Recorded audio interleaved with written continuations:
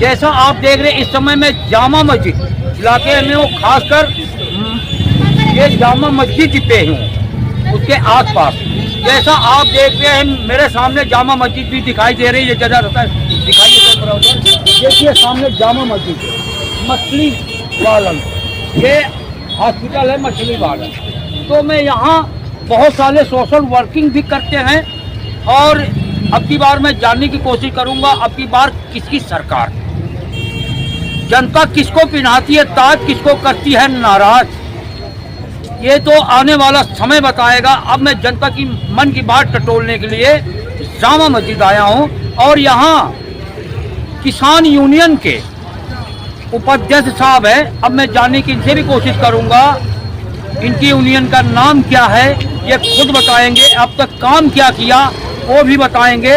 और यहाँ जो है ये जगह हैं, मैं इनको परिचित नहीं हूँ, मैं इनसे भी बात करूंगा जनता की क्या राय है। जो AGTV लाइव लगातार आपको जीरो ग्राउंड की रिपोर्ट दिखाता है, सच्ची खबरें तोड़ मरोड़ के नहीं दिखाता, ना काट पीट करता, सीधी खबर दिखाता है। तो मैं यहाँ से चालू करता हूँ। क्या नाम है आपका? मेरा नाम है मोहम्मद सलमान कुरैशी। सलमान जी, आपके बारे में तो मैं देखता रहता हूँ, सोशल मीडिया पर भी लगातार एक्टिव रहते हैं, क्या ये बात सही है? बिल्कुल दुरुस्त फरमाया। हमारी कोशिश रहती है कि जनता के मुद्दों को उठाया जाए और जनता की समस्याओं को हल कराया जाए, चाहे वो काउंसलर से हो या विधायक से हो, बहुत तेज बोलिए सलमान जी आप, या CM साहब से हो। हमारी कोशिश होती है कि जो समस्याएं हैं, मुकामी समस्याएं हैं जनता की, वो सॉर्ट आउट होनी चाहिए। और यही हर सरकार का मुद्दा होता है कि वो लोगों की समस्याओं को, सरकार आती है वायदे करके कि हम इन समस्याओं को हल कराएंगे, मगर देखा कुछ और ही जाता है जब वो सत्ता में आ जाते हैं। अच्छा, आइए बात कर लेते हैं वर्तमान सरकार की। इस समय केजरीवाल का 10वां साल है, लगभग ये पूरा भी होने वाला है, फरवरी या मार्च के बीच में इलेक्शन हो जाना है। तो आप पूरे दिल्ली में जाते हैं, क्या पूरे इंडिया में घूमते रहते हैं? मैं दिल्ली की खास कर बात करता हूँ, दिल्ली की जनता क्या कहती है आपको? तो लोगों के बीच में जाते हैं, लोगों ने आपसे कुछ तो कहा होगा। बहुत अच्छा आपने सवाल किया है श्रीवास्तव जी।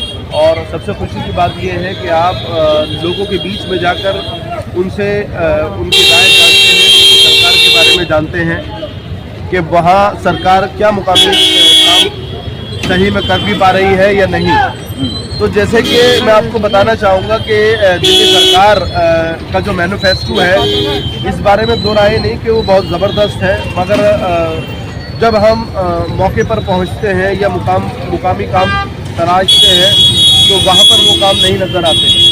जैसे मैं आपको बताऊं कि अभी मोहल्ला क्लिनिक जो अब खुल चुका है, खुशी की बात ये है कि उसके लिए हम 5-7 साल मेहनत हमने लगातार करते रहे और डिपार्टमेंट कोई ना कोई बहाना बनाकर उसको डिले करता रहा।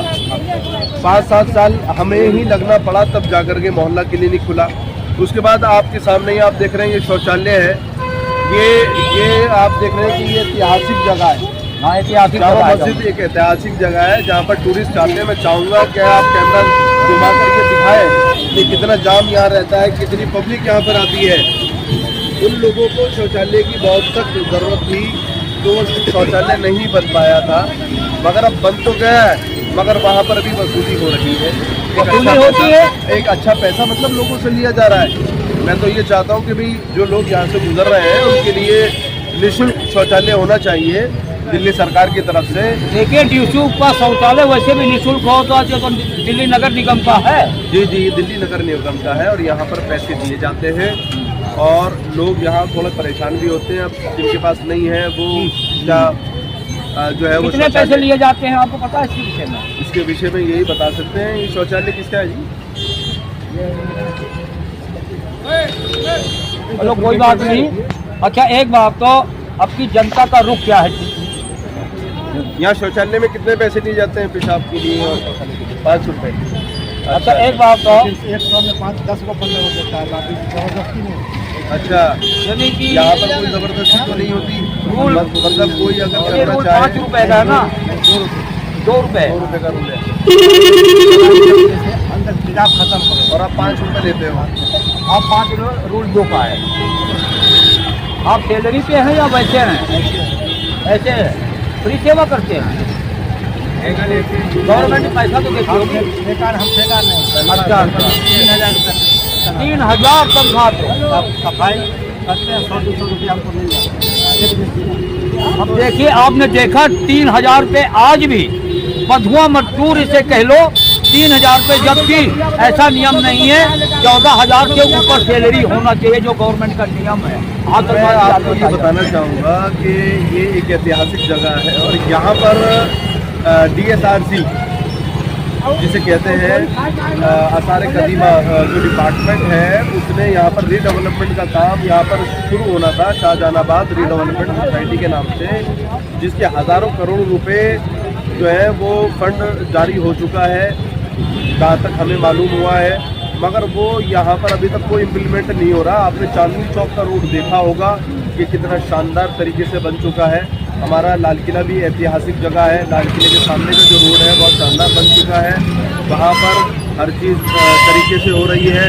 मगर यहाँ पर लॉ एंड ऑर्डर भी बिगड़ा हुआ है। उसके साथ में यहाँ पर जो काम होना था वो उसका अभी तक कुछ नहीं पता है। तो हम ये चाहते हैं आपके चैनल के माध्यम से कि यहाँ का जो काम रोक रखा है उसके पीछे क्या वजह है, वो काम को जल्द से जल्द शुरू कराया जाए। क्योंकि यहाँ पर आए हुए मुकामी लोग या बाहर विदेश से भी यहाँ पर रोज़ लोग आते हैं, टूरिस्ट आते हैं और वो एक नेगेटिव इम्पैक्ट लेकर के जाते हैं। तो मेरी आपसे मेरी सरकार से ये विनती है, ये निवेदन है कि वो हमारे हिंदुस्तान की इमेज को या हमारे जामा मस्जिद की इमेज को ख़राब ना होने दें और यहाँ पर रीडेवलपमेंट का काम फौरी तौर पर शुरू कराया जाए। अच्छा, एक बात है सलमान जी, चलो ये तो बात हो गई दिल्ली की। अब आपने देखा होगा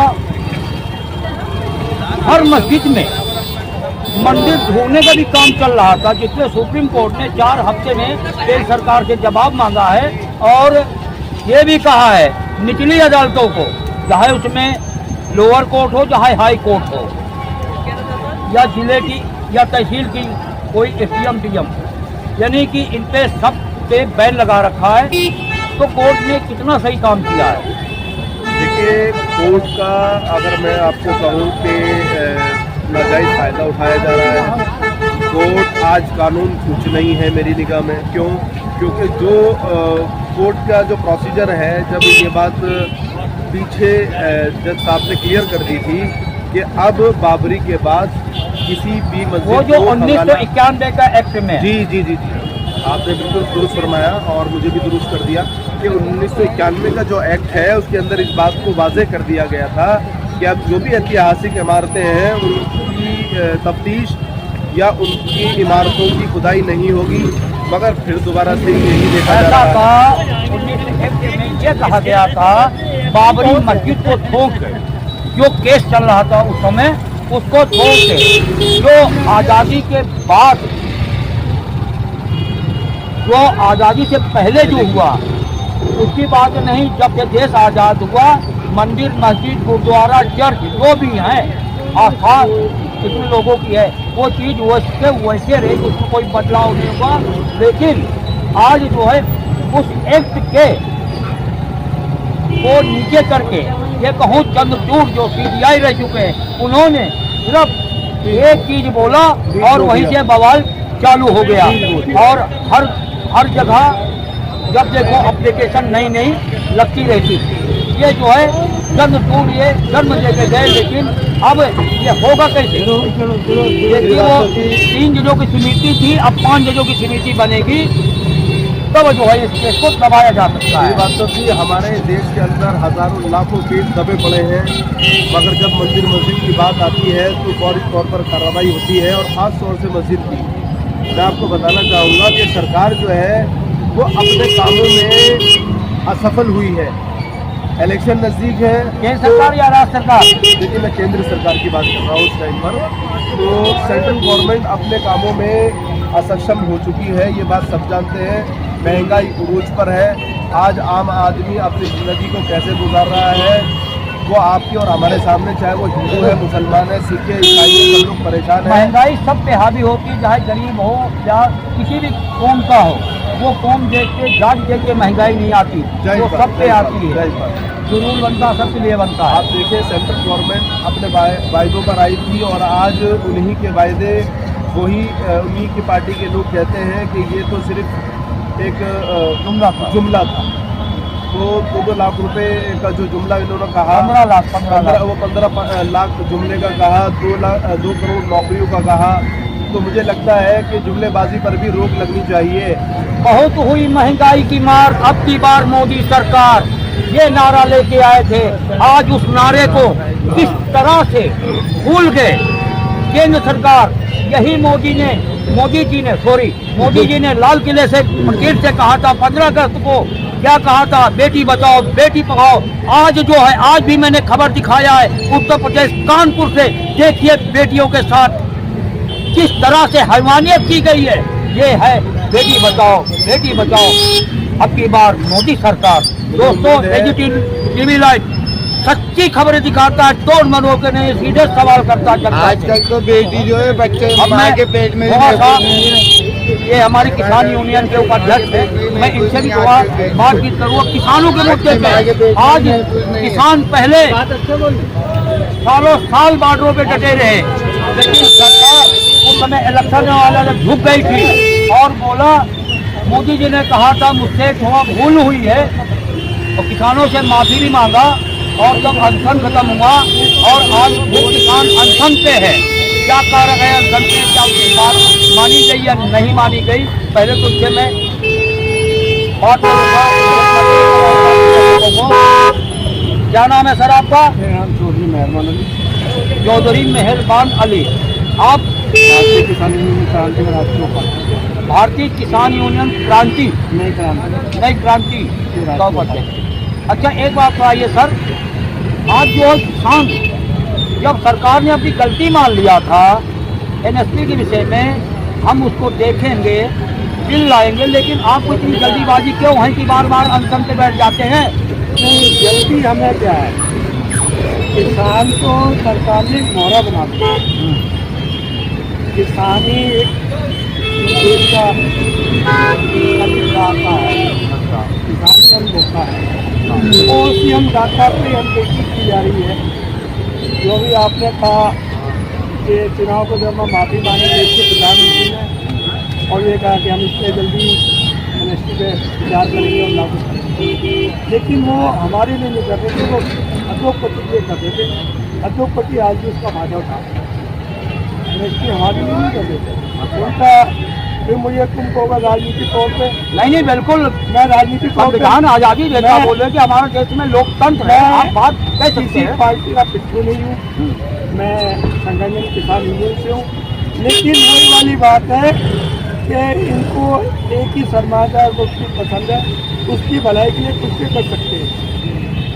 मैं पूछना चाहता हूँ, आज़ादी का नाम लेना चाह रहे, मैं समझ रहा हूँ, क्लियर है, क्योंकि वो उनके मुझे पता नहीं कि एक साथ पैदा हुए हैं या उस माँ से जन्म लिया है, उस शर्मा उद्योगपति जो इतने नंबर, एक नंबर पर दूसरे नंबर में आज उद्योगपति पैदा हो, क्या 14 साल में ही, ये 10 साल में हुआ, 2014 के बाद में इतना बड़ा सरमादार बना दिया?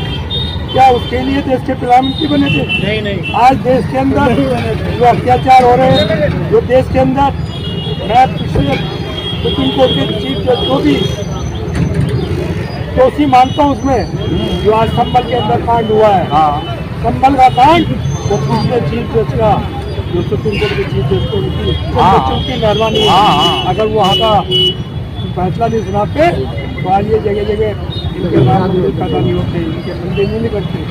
जब 91 का एक सदन में पास हो गया बिल, 91 के अंदर बिल पास कर दिया गया था, अब उस मुद्दे को क्यों बार बार उठाया जा रहा है?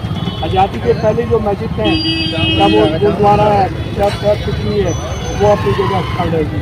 ये संविधान हमें, संविधान के अंदर हर धर्म को और मजहब को बोलने का हक है, पूजा करो, लेकिन ये संविधान RSS और BJP चाहती है कि देश का खत्म हो जाए, देश का भाईचारा खत्म हो जाए, भारतीय किसान क्रांति से काम करने देंगे, उनके विचारों को फैल करेंगे और उसके लिए कदम कदम। अच्छा सर, एक बात बताइए, किसान आज 10 महीने से अनशन पे है और टिकैत जी कल जो है उनके अनशन में गए थे, राकेश टिकैत जी की बात कर रहा हूँ मैं।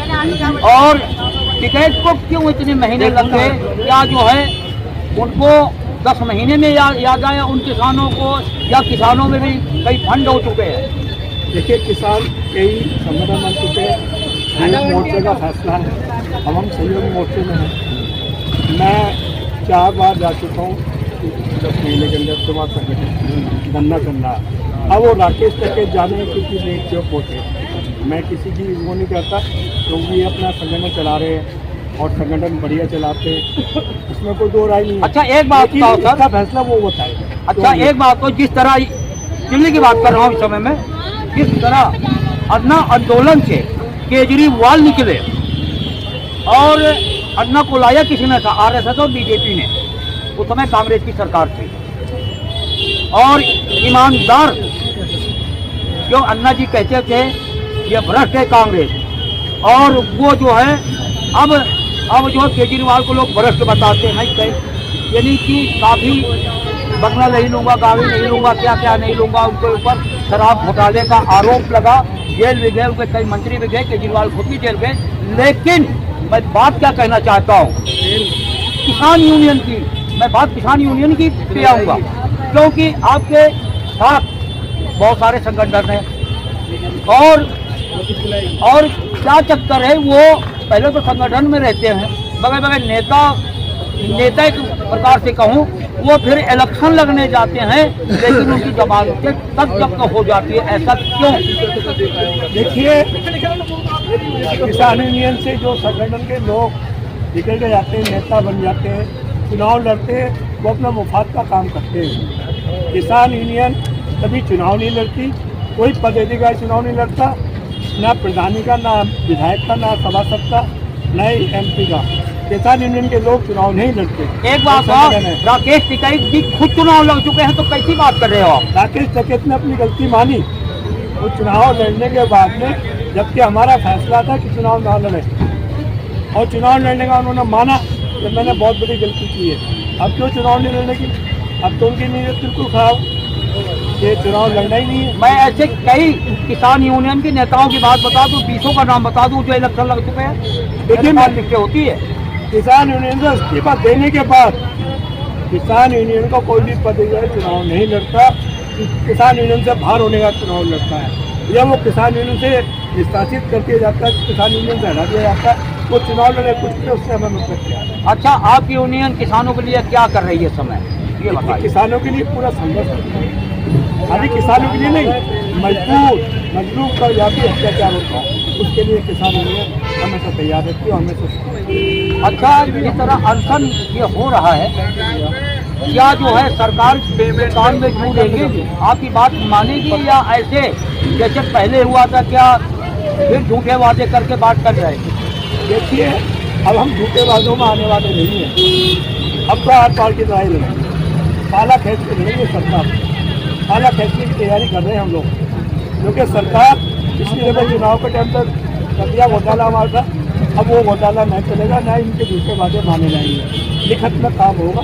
अगर लिखत में आके प्रधानमंत्री को हर जगह जाने का टाइम मिलता है, प्रधानमंत्री को किसानों से बात करने, किसानों की बात तो छोड़ो, वो मणिपुर रात तक नहीं जा पाए। मणिपुर में जाएंगे, क्यों जाएंगे मणिपुर में 1-1.5 साल से वहाँ कत्लेआम हो रहे हैं, मणिपुर का कभी जिक्र भी करते हैं, अगर संसद में उसका जवाब भी देते हैं। वहाँ के मुख्यमंत्री के आवास तक सुरक्षित नहीं है, जब वहाँ नहीं गए तो किसान की कहाँ से सुनेंगे वो? नहीं, मणिपुर तो मैं मानता हूँ, चलो एक टूर है, मणिपुर जाने का उनका टाइम नहीं है, हमारे भारत चाहिए नहीं ना होगा। मणिपुर जाने के लिए देश के प्रधानमंत्री में, देश के गृह मंत्री का टाइम नहीं है। गृह मंत्री साहब गए थे। अरे जाने से क्या फायदा, वहाँ कंट्रोल नहीं कर पाए। हाँ, कंट्रोल आज तक कंट्रोल नहीं हुआ। ऐसे जाने का तो मैं भी जाके 10 दफा आया, मणिपुर के 7 दौरे कर चुका हूँ मैं किसान यूनियन के माध्यम से, लेकिन मेरे हाथ में कलम की ताकत नहीं है कि वहाँ के DM को सस्पेंड कर दूँ या वहाँ के DM के खिलाफ कार्रवाई कर दूँ।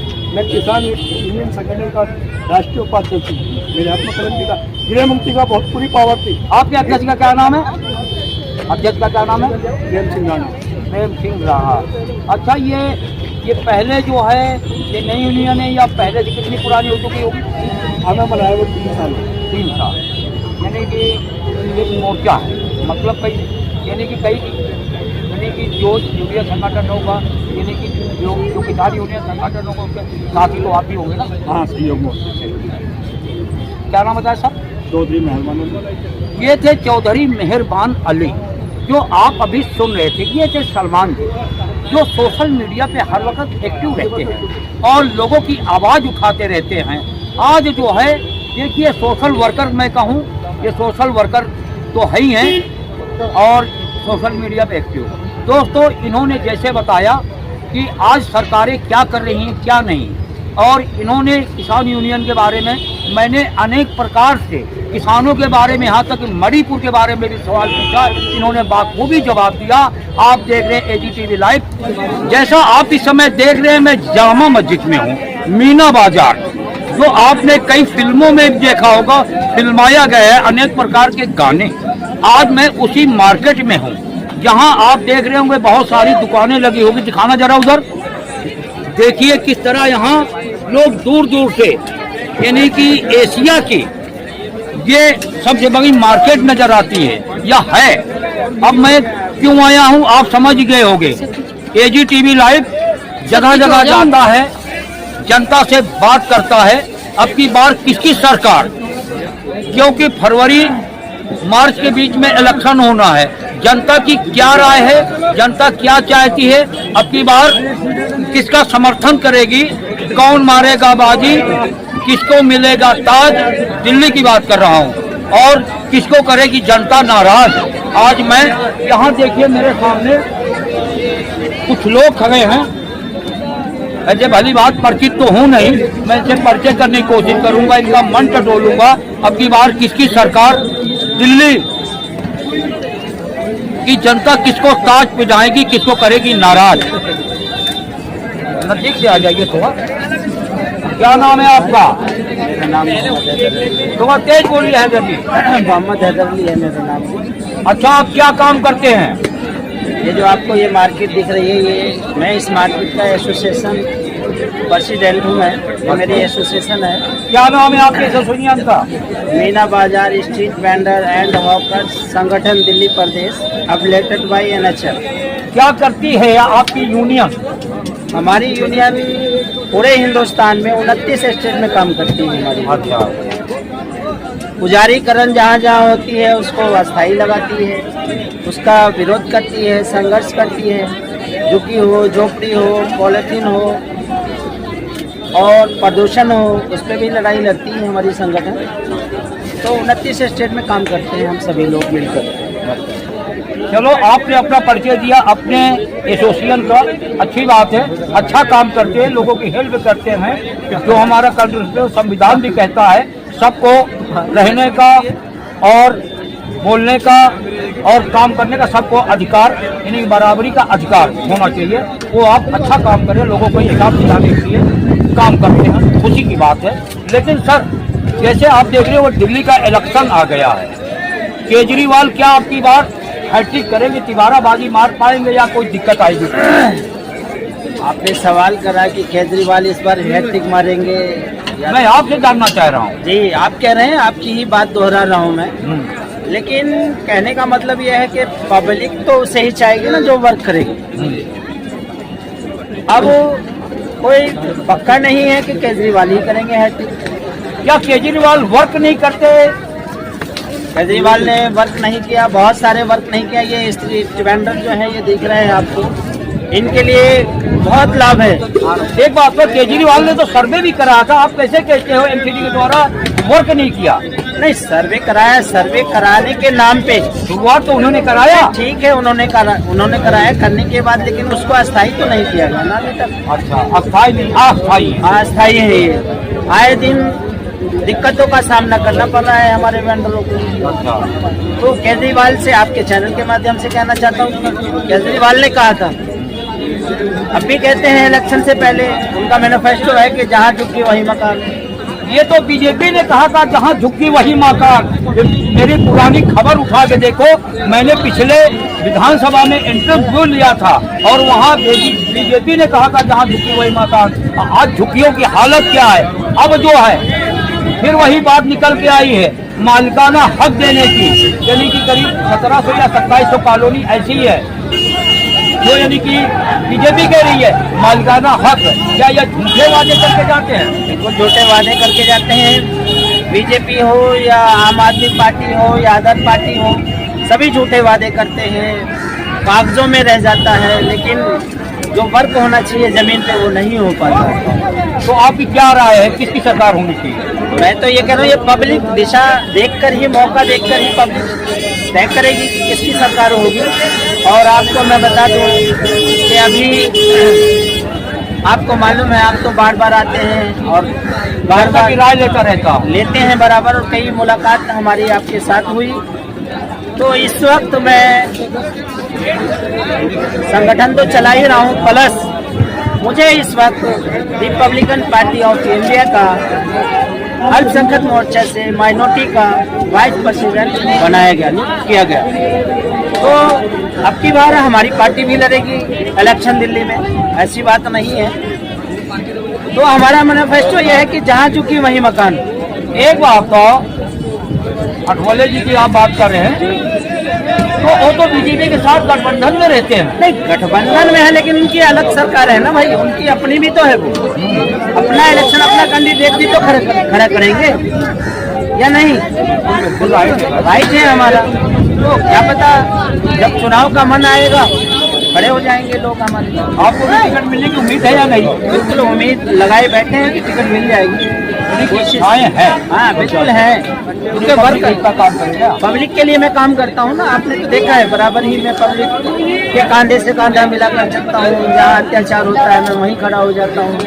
यानी कि अपनी बार अभी यानी कि पब्लिक मन बना रही है। बिल्कुल पब्लिक मन बना रही है कि बदलाव होने की संभावना या नहीं? बिल्कुल बदलाव होने की संभावना है, क्यों नहीं है संभावना, बदलाव होने की बहुत संभावना है। लेकिन जैसे केजरीवाल ने महिलाओं के लिए बस फ्री किया है, 2121 रुपए उनके खाते में डालने का घोषणा किया है, तो क्या जो महिलाएं जो होती हैं क्या जो है अन्य पार्टियों को वोट कर सकती है?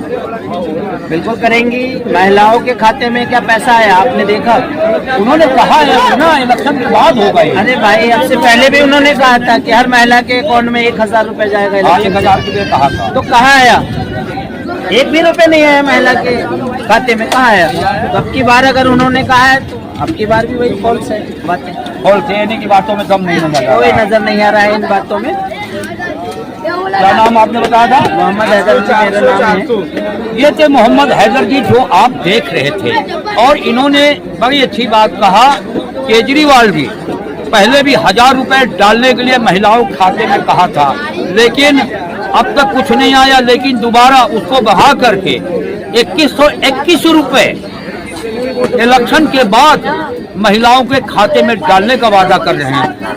कितनी बात सही होती है, कितनी गलत, वो तो आने वाला समय बताएगा। आप देख रहे हैं AGTV लाइव, साइना के साथ मैं RK अजय, दिल्ली।